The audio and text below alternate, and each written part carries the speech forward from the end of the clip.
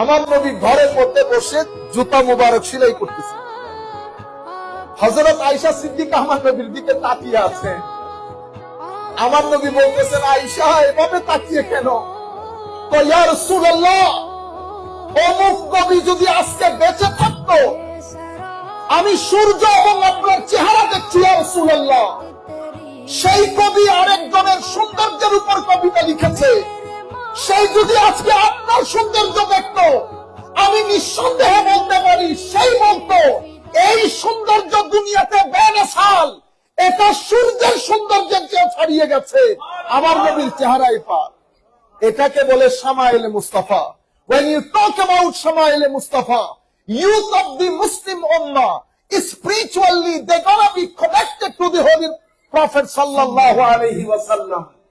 আমার নবী হযরতে আনাস বলছেন, একই কথা হযরত যায়েদ বিন আরকাম থেকে বর্ণিত।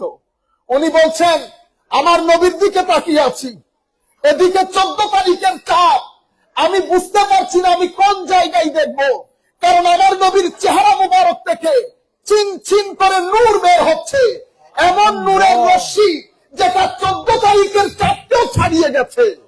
এটা জামালে মুস্তাফা সাল্লাল্লাহু আলাইহি ওয়াসাল্লাম। আমার ভাইরা,